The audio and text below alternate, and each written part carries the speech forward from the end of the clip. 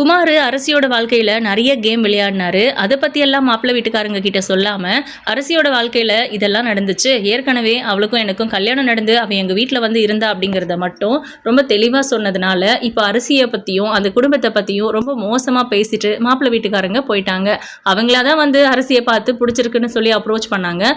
இப்போ அவங்களே கேவலமாக பேசிட்டு போயிட்டாங்க. இதனால பாண்டியனோட குடும்பத்தாரும் ரொம்ப மன உளைச்சலுக்கு ஆளாயிருக்காங்க. முக்கியமாக அரசி மாப்பிள்ளை வீட்டுக்காரங்களை பொறுத்த வரைக்கும் அவங்க கேள்விப்பட்ட விஷயத்தை பற்றி வீட்டில் வந்து கேட்டப்போ இவங்க அப்படியெல்லாம் எதுவும் இல்லை அப்படின்னு சொல்லாமல் மழுப்பி பேசினாங்க.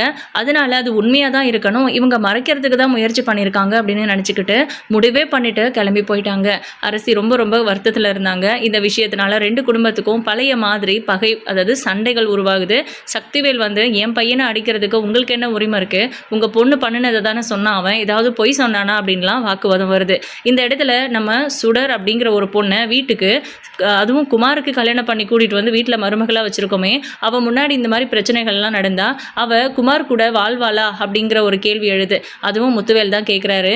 இந்த மாதிரி எல்லாம் பண்ணிட்டு இருந்தீங்கன்னா இப்போ இருக்கிற நிலைமையையும் இன்னும் மோசமாக்கிக்கணுமா, வந்தவளும் குமார் கூட வாழ பிடிக்கலன்னு சொல்லி கிளம்பி போனால் குமாரோட வாழ்க்கை என்ன ஆகும்னு யோசிச்சு பார்த்தியாடா, நீ எதுக்குடா இந்த மாதிரி பேசிட்டு இருக்க அப்படின்னு கேட்குறாரு. அண்ணே, அதை பற்றியெல்லாம் எனக்கு ஒன்றும் கவலை இல்லை, குமாருக்கு கல்யாணமே நடக்காதுன்னு பேசினவங்க முன்னாடி கல்யாணம் பண்ணி வச்ச என்னால் அவளை திரும்ப கூட்டிட்டு வந்து என்னால் குமார் கூட வாழ வைக்க முடியாதா அப்படின்னு கோவமாக பேசிகிட்டு இருக்காங்க. சக்தி, நீ ஏதோ வீம்புக்குன்னே பேசிகிட்டு இருக்கிற, உன் பையன் மேலே தப்பு, அவன் பண்ணது எல்லாமே தப்பு, அதை விட்டுட்டு எதிர்த்த வீட்டில் இருக்கிறவங்க கிட்ட எதுக்குடா பிரச்சனை பண்ணிட்டு இருக்க அப்படின்னு. ஏன் எதிர்த்த வீடுன்னு சொல்கிறீங்க, என் சம்மந்தின்னு சொல்லுங்க அப்படின்றாங்க. ஆமாடா, நீ சொன்னாலும் சொல்லாட்டினாலும் அவங்க என் சம்மந்தி தான், அதுக்கு என்ன இப்போ ராஜியை அந்த வீட்டுக்கு கல்யாணம் பண்ணி கொடுத்துருக்கேன் அப்படின்னு. நீங்கள் ஒன்றும் கல்யாணம் பண்ணி கொடுக்கலன்னு அவள் ஓடி போயிட்டா, ரெண்டாவது ஓடுகாலி அப்படின்றாரு. அப்படியே இருக்கட்டும், ஆனால் ஒன்றுத்துக்கும் உதவாதவன் கூடலாம் ஓடி போகல, உன்ன மாதிரி தான் சம்மந்தமே இல்லாமல் ஒரு பொண்ணை குமாருக்கு கல்யாணம் பண்ணி வச்சிருக்கியே, அது போல் நான் ஏதாவது பண்ணியிருக்கேனா, இல்லை அந்த மாதிரி ராஜி ஏதாவது பண்ணியிருக்காளா, அவனுக்காகவே அவன் பிறந்தாங்கிற மாதிரி அவங்க ரெண்டு பேரும் அவ்வளோ அந்யோன்யமாக அழகாக வாழ்ந்துட்டு இருக்காங்க. நானாக தேடி கல்யாணம் பண்ணி வச்சிருந்தா கூட என் பொண்ணு இவ்வளோ சந்தோஷமாக இருந்திருக்க மாட்டான். அப்புறம் எனக்கு என்ன வேணும், அந்த குடும்பத்தை சம்மந்தி குடும்பம்னு சொல்கிறதுல எனக்கு எந்த பிரச்சனையும் இல்லை. என் தங்கச்சி ஓடி போய் கல்யாணம் பண்ணிக்கிட்டானே நான் கோவமாக தான் இருந்தேன். அந்த வீட்டில் ஒரு பிரச்சனை வந்தால் அதை பார்த்து சந்தோஷப்பட்டவனும் நான் இல்லைன்னு சொல்லலை. ஆனால் இன்னைக்கு நிலைமை மாறிடுச்சு. எப்போவுமே மாற்றம் தான் மாறாது அப்படின்னு சொல்லுவாங்க. அதுபோல் நான் வந்து அந்த குடும்பத்தை ஏற்றுக்க தயாராக தான் இருக்கேன். உனக்காக யோசிச்சு தான் இப்போ வரைக்கும் அவங்க கூட மிங்கிள் ஆகாமல் இருக்கேன். நீ என்னடானா இப்படி பேசிகிட்டு இருக்க அப்படின்னு. அப்புறம் இடையில ஏதோ சொன்னீங்களேனே, உங்கள் பையன் இல்லை என் பையன் இல்லை அவன் அப்படின்னு. ஆமாடா, அவன் உன் பையன்தான். அவன் என்ன எப்போவாச்சும் என் பேச்சை கேட்டிருக்கானா, எந்த விதத்துலையாவது இந்த குடும்பத்தோட ஒத்து போயிருக்கானா? எப்போவுமே அவனுக்கு வேணுங்கிறது கரெக்டாக நடக்கணும். அதை தாண்டி வேறு ஏதாவது தப்பாக நடந்துருச்சுன்னா அவன் நினச்சதை எதுவாக இருந்தாலும் அதை பண்ணிட்டு போயிட்டே இருப்பான். இப்போது சுடர் விஷயத்துலையும் அதுதான் நடந்திருக்கு அப்படின்னு முத்துவேல் பயங்கரமாக ஆவேசப்படுறாரு. அந்த பிள்ளை விஷயத்தில் என்ன நடந்திருக்குன்னு சொல்ல வரீங்க அப்படின்னு கேட்குறாங்க. ஏங்க, இவங்க பேசுகிறதெல்லாம் நின்று எங்கே நம்ம கேட்டுட்ருக்கணும், அதான் சொல்லியாச்சு இல்லை, சொல்ல வேண்டியதை. இனி அவங்க நம்ம வீட்டு விஷயத்தில் தலையிட்டோம், அப்போ இருக்குது பார்த்துக்கலாம், நீங்கள் வாங்க அப்படின்னு சொல்லி கிளம்புறாங்க. இந்த சம்மந்தம் இல்லை, இனி எத்தனை சம்மந்தம் வந்தாலும் இப்போ நீங்கள் பேசிட்டு போனதுக்காகவே அதை நான் தடுத்து நிறுத்துறதுக்காக என்னனாலும் பண்ணுவேன் அப்படின்றாரு. சக்தி மேலே கோபம் வருது முத்துவேலுக்கு. இங்கே பாரு சக்தி, நான் பொறுமையாக இருக்கிற வரைக்கும் தான் இருப்பேன். அது எப்படிரா, நீ பொம்பளை பிள்ளையை பெற்றிருந்தீங்கன்னா உனக்கு அதோட அருமை தெரிஞ்சிருக்கும். என்னடா இப்படி பேசிட்டு இருக்க, உனக்கு அசிங்கமா இல்லையா அப்படின்னு கேட்குறாங்க. அண்ணே, நீங்கள் எப்போ என் பையனு குமாரை பிரித்து பேசிட்டீங்களோ அதுக்கப்புறம் நமக்குள்ளே பேசுகிறதுக்கு என்னென்ன இருக்குது. என் பையன் வாழ்க்கையில் அவங்க ஏற்படுத்தின அந்த வலிகள், காயங்கள் இதெல்லாம் எப்போவுமே ஆறாது. சுடரை என் பையனுக்கு கல்யாணம் பண்ணி வைக்கணும்னு நான் எப்போவுமே நினச்சதில்லை. வேறு வழியே இல்லாமல் தான் அவளை என் பையனுக்கு கல்யாணம் பண்ணி வச்சுருக்கேன். இவ்வளோத்துக்கும் காரணம் இந்த குடும்பம் தானே. அந்த வீட்டு பொண்ணு மட்டும், அதுவும் என் பையனோட வாழ்க்கை இப்படி இருக்கிறதுக்கு காரணமான அந்த பொண்ணை நான் சந்தோஷமாக வாழ விட்டுருவேனா அப்படின்றாங்க. இங்கே பாருடா, வேண்டாம் அப்படின்னு. அண்ணே விடுங்கண்ணே, சும்மா ஏதாவது வியாக்கியானம் பேசிட்டு இருப்பீங்க, எனக்கு தெரியும்னு சொல்கிறேன்ல அப்படின்றாங்க. இங்கே பாருங்க, உங்கள் முகத்துக்காக தான் மரியாதை கொடுத்துட்டு அமைதியாக போகிறேன். இனிமே என் பொண்ணு விஷயத்துலையோ என் குடும்ப விஷயத்துலையோ ஏதாவது தலையிடுற மாதிரி தெரிஞ்சதுன்னா வெட்டி போட்டு ஜெயிலுக்கு போகிறதுக்கு தயங்க மாட்டேன் அப்படின்னு சொல்லிட்டு இருக்காங்க. வெட்டிடுவியா நீ, எங்க மேலே கை வைடா பார்ப்போம் அப்படின்னு சண்டைக்கு போகிறாரு சக்தி. முத்துவேல் அவரை பிடிச்சி இழுத்து இது வரைக்கும் அவர்கிட்ட சத்தமாக கோபமாக கூட பேசாத முத்து இப்போது கை ஓங்கி அடிச்சிடுறாரு. அங்கே இருக்கிற எல்லாருமே பயங்கர அதிர்ச்சி ஆயிடுறாங்க. முக்கியமாக காந்திமதி, என்னப்பா முத்து, என்ன இருந்தாலும் சக்தி உன் தம்பி இல்லையாப்பா, எல்லாரும் முன்னாடியே அடிச்சிட்டியே, அவனுக்கு அவமானமாக இருக்காதா அப்படின்றாங்க. என்னத்தான் பிள்ளையும் கிள்ளிட்டு தொட்டில் ஆட்டி விடுறியா நீ அப்படின்னு கேட்குறாங்க. என்னையா இப்படி பேசுகிற அப்படின்றாங்க பாட்டி. போதும் போதும், யாரும் எனக்காகலாம் யோசிக்க வேண்டாம், முதல்ல வழியை விடுங்க அப்படின்னு அவர் பாட்டுக்கு உள்ளே போயிடுறாரு. அவனுக்கு இதெல்லாம் வேணும் தான் அப்படின்னு கோமதி திட்டிட்டு வீட்டுக்கு போயிடுறாங்க. அங்கே போனதுக்கு அப்புறம் தான் நம்ம மீனா, ராஜி அவங்க எல்லாருமே இதெல்லாம் தேவையாத்த, அதோட விட வேண்டியது தானே, எதுக்கு தேவையில்லாமல் பிரச்சனைன்னு, நீ சும்மாரு, உனக்கு என்ன தெரியும் அப்படின்னு மீனாவையும் திட்டுறாங்க. எங்கேயோ இருக்கிற மாதிரியாத்தா என் மேலே வந்து ஏறியாத்தான்னு எதுக்கு வீட்டில் இருக்கிறவங்க கிட்ட எல்லாம் கோவப்பட்டுட்டு இருக்க, அதான் அங்கேயே எல்லா பிரச்சனையும் பேசி முடிச்சாச்சுல்ல, இனி அவன் நம்ம வீட்டு பிரச்சனையில் தலையிடட்டும், இல்லை அரசு விஷயத்தில் ஏதாவது தலையிடட்டும், நான் சொன்ன மாதிரி அவனை வெட்டி போட்டு ஜெயிலுக்கு போகிறது கூட தயங்க மாட்டேன். இந்த பேச்சை இதோட விட்டுட்டு அடுத்த நல்ல வரன் வர வரைக்கும் அரசி அவளோட வாழ்க்கையை நோக்கி போயிட்டு இருக்கட்டும், நீங்கள் யாரும் அவள் வாழ்க்கையில் தலையிடக்கூடாது, அவள் பாட்டுக்கு அவள் சந்தோஷமாக இருப்பா அப்படிங்கிற மாதிரி சொல்லிட்டு பாண்டியன் உள்ளே போயிடுறாரு. இங்கே நம்ம சுடர் வந்து ரொம்ப சோகமாக மாடியில் உட்காந்துட்டு இருக்காங்க. குமார் மேலே போகிறாரு. போகும்போதே சுடரை ஒரு முறை முறைச்சிட்டு உள்ளே போய் பாட்டில் எடுத்து ஓப்பன் பண்ணி உட்காந்துடுறாரு. அவர் குடிக்கிறத பார்த்துட்டு வீட்டில் இருக்கிறவங்க கிட்ட சொல்கிறதா வேண்டாமா அப்படின்னு கடுப்பாக இருக்காங்க. அப்போ சக்தி மேலே வராரு. வரும்போது சுடரை பார்த்துட்டு உள்ளே எட்டி பார்க்குறாங்க. அவர் வந்து சரக்கு அடிச்சிட்டு இருக்காரு. அதை பார்த்துட்டு நீ எந்த கீழே போ அப்படின்றாங்க. ஏன் என்னாச்சு அப்படின்னு, ஒன்றும் தெரியாதா உனக்கு, அதான் அவன் குடிச்சிட்டு இருக்கான்னு தெரியுதுல்ல, கீழே போ அப்படின்னு சொல்லிடுறாங்க. சுடரும் வந்து அமைதியாக கீழே போய் சோஃபாவில் உட்காந்துக்கிறாங்க. எல்லாரும் அவங்கவுங்க ரூமில் இருக்கும்போது சுடர் மட்டும் தனியாக உட்காந்துட்டு இருக்காங்க. அவங்களோட ஃபோன் எடுத்துகிட்டு வந்துடலாம் அப்படின்னு மேலே போனால் சக்திவேல், குமார் 2 பேருமே உட்காந்து சரக்கு அடிச்சிட்டு இருக்காங்க. அவங்க பேசிக்கிற விஷயங்கள் எல்லாமே ரொம்ப மோசமாக இருக்குது. இந்த பிள்ளை சுடரை உனக்கு கல்யாணம் பண்ணி வைக்கிறதுக்கு பதிலாக அந்த அரசியை தூக்கிட்டு போய் கல்யாணம் பண்ணியிருக்கணும், அதுதான்டா சரியா இருந்திருக்கும், அவங்க இந்த மாதிரி எல்லாம் பேசுறதுக்கு வழியே இருந்திருக்காது, எப்படியும் நம்ம காலில் வந்து விழுந்திருப்பாங்க, என் பிள்ளைய நல்லா பார்த்துக்குங்கன்னு அப்படின்லாம் சொல்லி பயங்கர மோசமாக சொல்லி கொடுத்துட்டு இருக்காரு சக்தி. இதெல்லாம் கேட்டு சுடர் முகம் சொல்லிக்கிறாங்க. கதவை தட்டுறாங்க. அதுக்கப்புறம் என்ன அப்படின்னு கோவமாக கேட்குறாரு குமார். என் ஃபோன் எடுத்துக்கிறேன் அப்படின்ட்டு, எடுத்துகிட்டு போ அப்படின்னு சொல்லிடுறாங்க. இப்போது நம்ம சுடர் அந்த ஃபோனை எடுத்துகிட்டு வந்து வெளியே உட்காடுறாங்க. மயில் அந்த கல்யாணம் வேண்டாம், குமார் மோசமானவன், அந்த குடும்பம் சரியில்லாதது அப்படின்னு நிறைய முறை சொல்லியிருக்காங்க. எதிர்த்த வீட்டில் இருந்து 2 வருஷமாக அந்த குடும்பத்தை பார்த்தவங்க, அவங்களுக்கு தெரியாதான்னு சுடரும் யோசிக்காமல் விட்டுட்டாங்க. அதனால மயில் சொன்னதெல்லாம் நினச்சி வருத்தப்பட்டு இருக்கும்போது கரெக்டாக நம்ம மயில் கால் பண்ணுறாங்க நம்ம சுடருக்கு. என்னடி ஃபோனே பண்ண மாட்டேங்கிற, எப்படி இருக்க சுடர் அப்படின்னு கேட்குறாங்க. ஓன்னு அழ ஆரம்பிச்சிடுறாங்க. என்னாச்சு, எதுக்கு அழுகுற அப்படின்னு கேட்குறாங்க. ஒன்றும் இல்லைக்கா, உன்னை ரொம்ப மிஸ் பண்ணுறேன், குட்டி பாப்பா எப்படி இருக்கு அப்படின்னு கேட்குறாங்க. அதுக்கு என்ன, ஜாலியாக இருக்குது, நல்லா அசைவு தெரியுது தெரியுமா, சித்தி எங்கன்னு கேட்டுச்சு அப்படின்றாங்க. சரிக்கா அப்படின்னு சிரிக்கிறாங்க. ஆமாம் ஏன் அழுகிற அப்படின்னு. இல்லைக்கா, நிஜமாவே உன்னை நான் ரொம்ப மிஸ் பண்ணேன், நீ சொல்கிறத நான் கேட்டிருக்கணும்க்கா அப்படின்றாங்க. கேட்டிருக்கணுமா, என்ன வளர்ற நீ, எதுக்காக இப்படி பேசிகிட்டு இருக்க, அங்கே ஏதாவது பிரச்சனையா அப்படின்னு கேட்குறாங்க. இல்லைக்கா அதெல்லாம் ஒன்றும் இல்லை, எனக்கு இந்த வீட்டில் இருக்க பிடிக்கல, எங்கேயாவது போயிடலாம் போல இருக்கு அப்படின்னு. நம்ம வீட்டுக்கு கிளம்பி வா சுடர், 2 நாள் இருந்துட்டு கூட போகலாம் அப்படின்றாங்க. இல்லைக்கா நான் வரலை, அங்கே வந்தால் அம்மா எப்படி பேசணும்னு எனக்கு தெரியும், உன்னையே அப்படி தானே பேசிக்கிட்டு இருக்குது அப்படின்னு சொல்லிட்டு இருக்காங்க. அப்போது நம்ம மயிலோ வந்து ஒரு அட்வைஸ் சொல்கிறாங்க. நம்மளை சுற்றி என்ன வேணால் நடக்கலாம், ஆனால் நம்ம உயிரை மாற்றிக்கணும்னு மட்டும் எப்போவும் நினைக்கவே கூடாது. எல்லா நேரத்துலையுமே நம்ம கூட ஒரு ஆள் இருக்கணும்னு நம்ம எதிர்பார்க்குறதும் தப்பு சுடர். இதுதான் நான் என் வாழ்க்கையில் கற்றுக்கிட்டது. நமக்காக ஒருத்தவங்க இருப்பாங்க அப்படிங்கிறத தாண்டி நம்ம யாருக்காக வாழ்கிறோங்கிறத நம்ம தான் முடிவு பண்ணணும் அப்படின்னு சொல்கிறாங்க. அப்படி பார்த்தா என் லைஃப்பில் ஒன்றுமே இல்லையேக்கா அப்படின்றாங்க. சரி முதல்ல அங்கே என்ன பிரச்சனைன்னு சொல்லு அப்படின்னு கேட்குறாங்க. இல்லை எந்த பிரச்சனையும் இல்லைக்கா, நான் பார்த்துக்கிறேன், இந்த பிரச்சனையெல்லாம் நான் யோசிச்சா நான் வாழவே முடியாதீங்க, அப்புறம் அம்மா கிட்ட வந்து இடிபடணும், நான் வச்சிடுறேன் அப்படின்னு ஃபோனை கட் பண்ணிடுறாங்க. மயிலுக்கு ரொம்ப சந்தேகமாயிடுச்சு, ஏதோ பிரச்சனை நடந்திருக்கு போல, அதனால தான் சுடர் இப்படி பேசுகிறா, யார்கிட்ட கேட்டு தெரிஞ்சுக்கிறது அப்படின்னு யோசிச்சு சுகன்யாவுக்கு கால் பண்ணுறாங்க. சுகன்யா வந்து முதல்ல ஃபோன் எடுக்கிறது இல்லை, அதுக்கப்புறம் திரும்பவும் கால் பண்ணும்போது தான் அட்டென்ட் பண்ணி, சொல்லு மயில் எங்கே இருக்க, என்ன பண்ணுற, ஏன் இந்த நேரத்தில் கால் பண்ணியிருக்கேன் அப்படின்னு. நீங்கள் எங்கே இருக்கீங்க அப்படின்னு கேட்குறாங்க. நான் உங்கள் மாமியார் வீட்டில் தான் இருக்கேன் அப்படின்னு சொல்கிறாங்க. அங்கே போயிட்டீங்களா அப்படின்னு. ஆமாம் என்னாச்சு அப்படின்னு கேட்குறாங்க. இல்லை சுடர்கிட்ட பேசினேன், அவள் ரொம்ப வருத்தமாக பேசுகிறா, அங்கே ஏதாவது பிரச்சனையானு தெரிஞ்சுக்கலாம், அங்கே தானே நீங்கள் இருப்பீங்கன்னு நினச்சேன், பட் நீங்கள் அங்கே இல்லைன்னு தெரிஞ்சதும் என்ன பண்ணுறதுன்னு தெரியல அப்படின்றாங்க. மயில் ஒரு நிமிஷம் இரு அப்படின்னு சொல்லி நம்ம சுகன்யா மொட்டை மாடிக்கு போகிறாங்க. நடந்த விஷயத்தை பற்றி சொல்லலாமா வேண்டாவான்னு கொஞ்சம் கூட யோசிக்கிறது இல்லை. மயில் நான் உங்ககிட்ட ஒன்று சொல்லுவேன், ஆனால் யார்கிட்டையும் சொல்லக்கூடாது, இங்கே ஒரு பெரிய பிரச்சனை நடந்துச்சு, அதனால தான் சுடர் உங்ககிட்ட வருத்தமாக பேசியிருப்பா அப்படின்றாங்க. என்ன பிரச்சனை, ஏதாவது குமாருக்கும் சுடருக்கும் பிரச்சனையா அப்படின்னு கேட்குறாங்க. அது மட்டும் நடந்திருந்தால் பரவாயில்ல, பரவாயில்ல, இங்கே வேற ஒரு பிரச்சனை, நம்ம அரசியை பிடிச்சிருக்குது அப்படின்னு ஒரு குடும்பம் அப்ரோச் பண்ணி வீட்டுக்கு பொண்ணு பார்க்க வந்திருந்தாங்க. அவங்க கிட்ட இந்த கிறுக்கன் அப்படின்னு சொல்லி, யாரு குமாரா அப்படின்னு கேட்குறாங்க.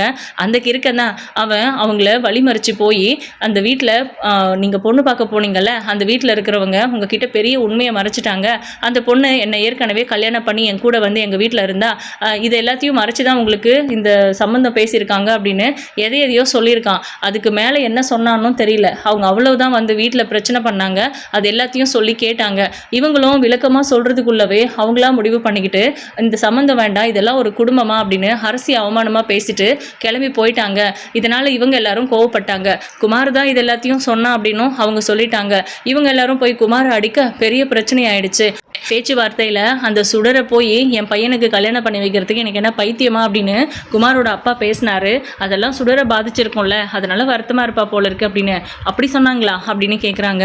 ஆமாம் அப்படின்னு சொல்லிட்டு, நான் இதை என்னன்னு சொல்கிறது, எங்கள் அம்மா கிட்ட ஆரம்பத்திலேயே சொன்னேன் இந்த சம்மந்தம் வேண்டான்னு. பெரிய குடும்பத்து சம்மந்தம்னு சொல்லி ஆசைப்பட்டு கட்டி கொடுத்தாங்க.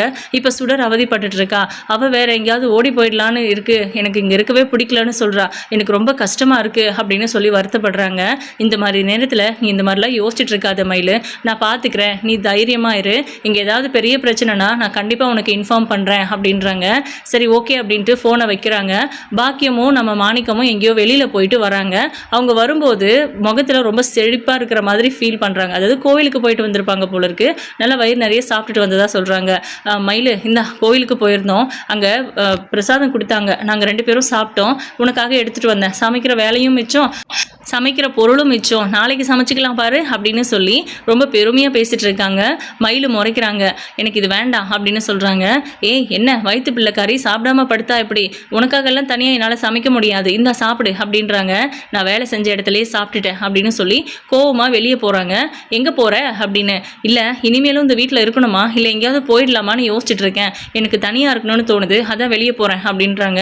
போய் திண்ணையில் உட்காந்துக்கிறாங்க. என்னையா திடீர்னு இப்படி பேசுகிறா இவ அப்படின்னு யோசிச்சு இவங்க 2 பேரும் போய் மயிலுக்கிட்ட கேட்குறாங்க என்ன நடந்துச்சு, என்ன பிரச்சனை அப்படின்னு சொல்லி.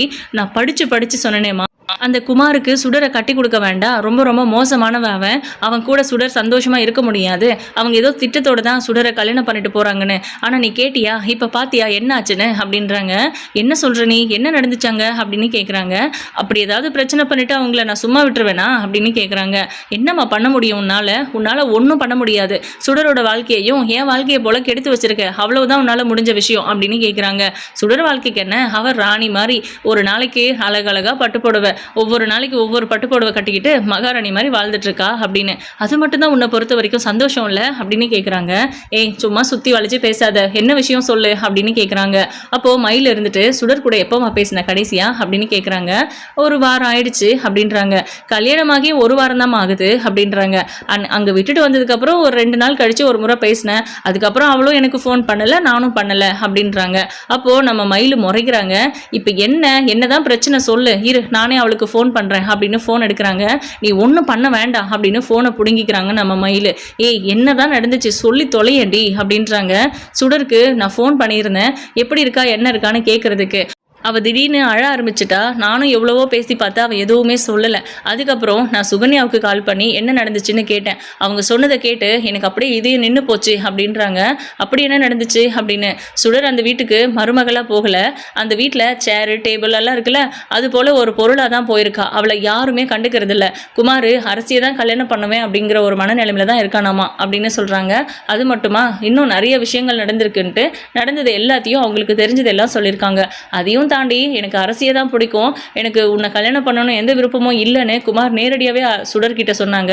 அதெல்லாம் வந்து அவங்களுக்கு தெரியாது மயிலுக்கு. பட் மற்றபடி எல்லா விஷயங்களும் நம்ம சுடர் மூலமாக சுகன்யா மூலமாக தெரிஞ்சுக்கிட்டு பாக்கியம் கிட்ட சொல்கிறாங்க. இதை கேட்டு பாக்கியம் பயங்கர கோவப்படுறாங்க. இந்த விஷயத்தை இதோட விட்டுடுவேன்னு நினச்சியா, இப்போவே போகிறேன் அப்படின்னு கிளம்புறாங்க. போதுமா நீ ஒன்றும் எங்கேயும் போக தேவையில்லை, அமைதியாக எங்கே இரு, நீ ஏதாவது பிரச்சனையை கிளப்பி விட்டுடாத அப்படின்றாங்க. இல்லை என் பிள்ளையோட வாழ்க்கையில் ஏதாவது ஒரு சின்ன பிரச்சனைனாலும் என்னாலெல்லாம் பொறுத்துட்டு இருக்க முடியாது அப்படின்னு கிளம்புறாங்க. வாமா அப்படின்னு பிடிச்சி இழுத்துட்டு போய் கதவை சாத்திடுறாங்க. என்னை விடுமயில அப்படின்னு கத்துறாங்க. மாணிக்கமும் சொல்கிறாரு, பாக்கியம் நீ கோவப்படுறது எல்லாமே வாஸ்தவம் தான், இம்பட்டு நேரத்துக்கு வேண்டாம், காலையில் வேணா போவோமே அப்படின்றாங்க. அதுவும் சரிதான், காலையில் போய் இருக்கு அவங்களுக்கு அப்படின்னு சொல்லிட்டு சோகமா பாக்கியமும் மாணிக்கமும் உட்காந்துக்கிறாங்க. மயில் இருந்துட்டு, நான் எது சொன்னாலும் அது சரியா இருக்காதுன்னு முடிவு பண்ணி நீ பாட்டுக்கு ஒரு முடிவெடுத்த சுடர் விஷயத்துல இப்போ சுடரோட வாழ்க்கையும் கேள்விக்குறியாக்கிட்டேன். இப்போ உனக்கு நிம்மதியா இருக்கா? இப்போ போ, நல்லா நிம்மதியா படுத்து தூங்கு மெத்தையில அப்படின்னு சொல்லிட்டு மயில் உள்ள போயிடுறாங்க. அதையே நினைச்சு வருத்தப்பட்டுட்டு இருக்காங்க. நம்ம பாண்டியன் குடும்பத்துக்கும் எதிர்த்த வீட்டில் இருக்கிறவங்களுக்கும் நிறைய சண்டை வந்திருக்குது. ஆனா அப்ப எல்லாம் அரசிக்கும் குமாருக்கும் கல்யாணம் நடக்க போகுது அப்படின்னா எல்லாருமே நினைச்சிருந்திருப்பாங்க. இப்போ இல்லாட்டினாலும் ஃபியூச்சர்ல அவங்க தான் ஜோடி அப்படின்னு. ஆனால் நடந்தது எல்லாமே அப்படியே ஆப்போசிட்டாக மாறி இங்கே இப்போ வேற எங்கேயோ கதை போயிட்டுருக்கு அப்படின்னு தான் சொல்லணும். இப்போ அடுத்த நாள் காலையில் நம்ம மயில் வேலைக்கு போகிறதுக்காக குளிச்சு முடிச்சுட்டு வந்து அம்மா அம்மானு கூப்பிட்டுட்டு இருக்காங்க. சொல்லிட்டு போகிறதுக்கு ஆளையே காணோம், எங்கே போனாங்கன்னு தெரியலையே அப்படின்னு எல்லா இடத்துலையும் தேடி பார்க்குறாங்க. எங்கே போயிருப்பாங்கன்னு ஃபோன் பண்ணால் ஃபோன் எடுக்க மாட்றாங்க. கிச்சனில் மேலே அதாவது மாடியிலன்னு எல்லா இடத்துலையும் பார்த்துட்ருக்காங்க. அப்போ மாணிக்கம் வராரு. எங்கப்பா போனீங்க அப்படின்னு. நான் இங்கே டீ கடை வரையும் போயிட்டு வரேம்மா அப்படின்றாங்க. அம்மா எங்கப்பா அப்படின்ட்டு. தெரியல, ஏதோ வட்டி பணம் கொடுக்கறதுக்காக போயிருக்கிறா அப்படின்னு நினைக்கிறேன் அப்படின்னு சொல்கிறாரு. உங்களுக்கு எப்படி தெரியும் வட்டி பணம் தான் கொடுக்க போயிருக்குதுன்னு? வட்டி பணம் கொடுக்க காசு எது அப்படின்னு கேட்குறாங்க. நீ தான் ஒரு வாரத்துக்கு முன்னே சம்பள பணம் கொடுத்தியாமே, அதை வச்சு தான் எல்லாம் சமாளிச்சுக்கிட்டு இருக்கிறா அப்படின்றாங்க. சரிப்பா, நான் வேலைக்கு கிளம்புறேன் அப்படின்னு மயில் கிளம்பிடுறாங்க. ஆனால் பாக்கியம் அப்படி பொய் சொல்லிட்டு நேராக நம்ம சக்தி கூட சண்டை போகிறதுக்காக தான் இந்த வீட்டுக்கு வந்திருக்காங்க. அங்கே வெளியே நின்றுக்கிட்டு யோ பெரிய மனுஷா அப்படின்னு சொல்லி சத்தம் போட்டு கூப்பிட்டுட்டு இருக்காங்க. முதல்ல பாண்டியன் வீட்டில் இருக்கிறவங்கெல்லாம் தான் வெளியே வராங்க. இவங்கெல்லாம் எதுக்கு இங்கே வந்து நிற்கிறாங்கன்னு தெரியலையே அப்படின்னு யோசிச்சுட்டு இவங்க முன்னாடி அவமானமாக இருக்கும், நம்ம உள்ளே போய் பேசலாம் அப்படின்ட்டு வேகமாக போகிறாங்க. அப்போது நம்ம குமார் வெளியே வராரு. குமார் வந்துட்டு என்ன விஷயம், என்ன காலையிலே வந்திருக்கிறீங்க அப்படின்னு கேட்குறாங்க. ஒரு மாமியாரை பார்த்து கேட்குற கேள்வியா இது? வீட்டுக்கு வந்த மாமியாரை வாங்கத்தை உள்ளே உட்காருங்கன்னு சொல்கிறத விட்டுட்டு எதுக்கு வந்தீங்கிற மாதிரி கேட்குறீங்க அப்படின்னு. ஆமாம், எதுக்கு வந்தீங்கன்னு தான் கேட்குறேன் அப்படின்னு சொல்கிறாரு. அந்த சத்தம் கேட்டு வீட்டில் இருக்கிற எல்லாருமே ஒருத்தராக வெளியே வந்துடுறாங்க. பாண்டியன் மட்டும்தான் வீட்டில் இல்லை, மற்றவங்க எல்லாரும் இருக்காங்க அங்கேயுமே. இங்கே நம்ம கோமதி இருந்துட்டு இப்போ எதுக்கு இங்கே வந்து சத்தம் போட்டுட்ருக்காங்க இந்த அம்மா அப்படின்னு சொல்லி மீனா கிட்ட கேட்டுட்டு வா போகலான்றாங்க. வேண்டாம் அத்தை, நம்ம அங்கே போக வேண்டாம் அப்படின்றாங்க. சரி நமக்கு எதுக்கு அப்படின்னு அங்கேயே நின்று வேடிக்கை பார்த்துட்ருக்காங்க. இங்கே நம்ம முத்துவேலியில் சக்தி மட்டும் வந்து காலையிலே என்னாச்சு இங்கே வந்து ஏன் சத்தம் போட்டுட்ருக்கீங்க அப்படின்னு கேட்குறாங்க. இங்கே என்ன நடக்குதுன்னு எனக்கு எதுவும் தெரியாதுன்னு நினச்சிட்டு இருக்கீங்களா?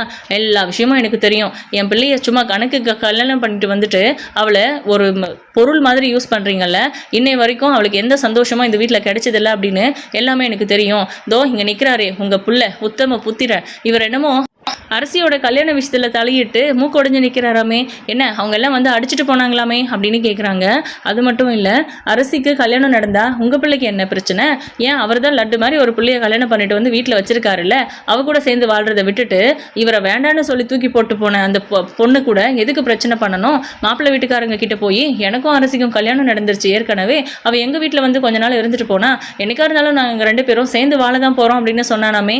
என்ன அர்த்தம் இதெல்லான்னு? என்ன மரியாதை குறையுது அப்படின்றாரு குமார். உனக்கெல்லாம் என்ன மரியாதை சொல்லு? கல்யாணம் பண்ணி ஒரு பிள்ளைய கூட்டிகிட்டு வந்து வீட்டில் வச்சுட்டு என்னமோ இப்படி பேசிக்கிட்டு இருக்கிறீங்க. அந்த குடும்பத்தில் தான் அப்படின்னா இந்த குடும்பம் அதுக்கு மேலே இருக்குது அப்படின்னு காரி துப்புறாங்க. என்ன ரொம்ப ஓவராக போகிறீங்கன்னு. அப்போ தான் சுடர் ஓடி வராங்க. மா இங்கே எதுக்குமா வந்தேன், போமா அப்படின்றாங்க. அப்படியெல்லாம் போக முடியாது, எனக்கு எதுவும் தெரியாதுன்னு நினச்சிட்டு இருக்கியா? நீ சொல்லலைன்னா எனக்கு எதுவும் தெரியாதா அப்படின்ட்டு இருக்காங்க. மா இந்த மாதிரிலாம் பண்ணுவேன்னு தான் நான் சொல்லலைம்மா, அதெல்லாம் ஒரு பிரச்சனையும் இல்லை, நான் பார்த்துக்கிறேன், நீ போ அப்படின்னு சொல்கிறாங்க. அப்படியெல்லாம் போக முடியாது சுடரு, அப்படியெல்லாம் போக மாட்டேன், இவங்கள 2ல் 1 பார்த்துடுறேன் அப்படின்னு சொல்லிட்டு அவங்க ஏதோ பேசுகிறாங்க. நீ எல்லாம் ஒரு மனுஷனா? பொம்பளை பிள்ளை பெற்றிருந்தீங்கன்னா உனக்கு அதோட அருமை தெரிஞ்சிருக்கும். எங்கள் வீட்டுக்கு வந்து உங்கள் பிள்ளையை எங்கள் பையனுக்கு கட்டி கொடுங்கன்னு பவ்யமாக கேட்டுட்டு இப்போ என்னமோ என் பிள்ளையை இப்படி டார்ச்சர் பண்ணியிருக்கீங்க அப்படின்ட்டு. நெத்தியில் வேற லேசாக காயம் இருக்குது சுடருக்கு. என்னாச்சுன்னு கேட்டால் இல்லைம்மா ஒன்றும் இல்லை அப்படின்றாங்க. குமாருக்கும் சுடருக்கும் ஏதோ சண்டை வந்திருக்கு போல், அதை பற்றி கூட சுடர் சொல்ல மாட்றாங்க. இப்போது குமார் வேகமாக அங்கே போய் ஏதோ தேடிக்கிட்டு இருக்காரு. என்னடா பண்ணிட்டு இருக்க அப்படின்னு. ஒன்றும் இல்லைப்பா அப்படின்னு கையில் ஒரு உருட்டுக்கட்டை எடுத்துகிட்டு வராங்க. எல்லாருமே தடுக்கிறாங்க. ஆனால் சக்திவேல் ஒருத்தரால் குமாரை கண்ட்ரோல் பண்ண முடியல. இங்கே பாருங்கள், மரியாதை இங்கேருந்து போயிருங்க, விருப்பப்பட்டா உங்கள் பொண்ணையும் கூட்டிகிட்டு போங்க, ஊரறிய எங்கள் 2 பேருக்கும் கல்யாணம் நடந்துருச்சு, அவ்வளவுதான், இவ கூட வாழ்கிற ஐடியாலாம் எனக்கு கொஞ்சம் கூட இல்லை, நீங்கள் என்ன பண்ண முடியுமோ பண்ணிக்கோங்க, இவளை கூட்டிகிட்டு கிளம்புங்க அப்படின்றாங்க. என்ன பேசுகிறீங்க நீங்கள், சும்மா இருங்க அப்படின்றாங்க சுடரு. இந்த பசுப்புற வேலையெல்லாம் வச்சுக்காத, இங்கே பாருங்கள் நீங்கள் இங்கேருந்து கிளம்புறீங்களா, என்ன சொல்கிறீங்க அப்படின்றாங்க. முடியாதியா? முடியாது, நான் ஏன் போகணும், என் பொண்ணு பொண்ணுக்கு ஒரு நியாயம் கிடைக்கிற வரைக்கும் நான் இங்கேருந்து போக மாட்டேன்னு. அப்போது நம்ம கோமதி, மீனா, ராஜினி எல்லாருமே அங்கே வந்துடுறாங்க. இங்கே பாருங்கள், தேவையில்லாமல் பேசி தான் மூத்த பொண்ணோட வாழ்க்கையை கெடுத்தீங்க. இப்போ இந்த பிள்ளையோட வாழ்க்கையும் கெடுக்கணுமா? நடக்கிறது நடக்கட்டும், பிரச்சனை இல்லாத வீடு எங்கே இருக்குது, அமைதி இங்கேருந்து கிளம்புங்க அப்படின்றாங்க. இங்கேருந்து போகிறீங்களா இல்லையா அப்படின்னு மறுபடியும் கோவமாக குமார் பேச அவங்க மறுபடியும் அசிங்கப்படுத்தி பேசுகிறாங்க. அடிக்கிறதுக்கு அந்த உருட்டு கட்டையை ஓங்கும்போது கரெக்டாக சுடர் வர அவங்க முகத்து மேலேயே அந்த கட்டை விழுந்துருது. அப்போது நம்ம சுடர் வந்து மயங்கிற நம்ம பாக்கியம் அடியில் போட்டுக்கிட்டு பயங்கரமாக கத்தி அழ ஆரம்பிச்சிடுறாங்க.